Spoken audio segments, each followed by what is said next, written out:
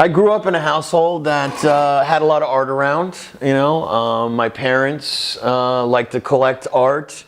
They weren't art collectors. My parents didn't. I grew up lower middle class, upstate New York. We had a nice small house. So they collected, like calligraphy things and illustrated poems. And my father was interested in photography when he was younger. So we had like an Edward Weston Pepper in the house.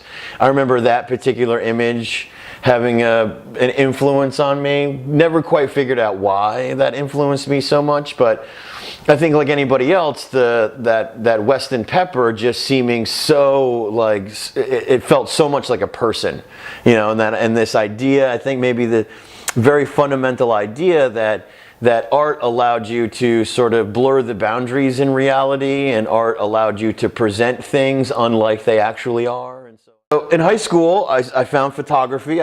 I believe first I found photography, and then soon after I found ceramics, and both two things attracted me to both of those. The process, that they were both had a lot of steps to it, and you had to learn a little bit of science and a little bit of math, but not really that much. And so I liked that it had the steps, and to that degree, I consider myself a process-oriented artist.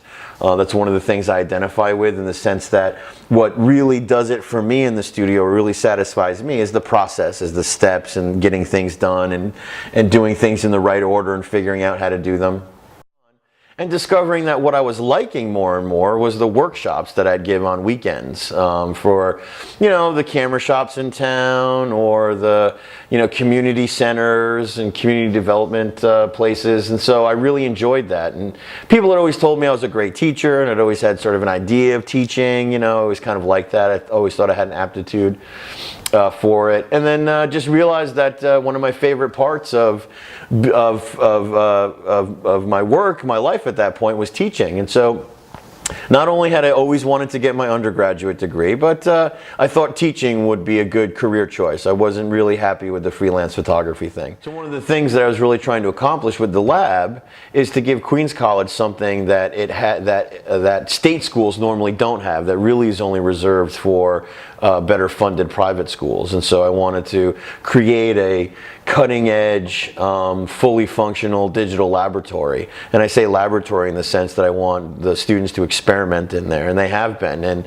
they always amaze me with what they come up with. And I feel like part of my job as an educator is to just present and provide the students with the equipment and motivation and encouragement and direction, and let them do the amazing things with it. And really that really proves to be true. I mean, already I have quite a few students very interested in the technologies there, and already thinking up of creative, unusual ways to utilize it, things that I never would have thought of, but they do. And so sometimes I have to reel them in, because of course we can't destroy a $110,000 piece of equipment on some kind of, experimental whim. But it's great to see. It's great to see that formula is sort of proving itself out in the lab. That if I provide the equipment and motivation and education on the equipment, that the students come in and they'll do great things with it. And I consider myself very lucky to have mentees, to have people that consider me their mentor. It's a responsibility, it's sometimes a little anxious and nerve-wracking. You want to make sure that you're guiding students right way. But yeah, it is. It's nice. It's nice to have people. It's nice to have people that want to know what you know, that want to take it to the next level, that see value in what you've done and all the time that you've spent on things. It's nice. But it's the greatest satisfaction comes from me seeing the students succeed, me seeing my mentees succeed.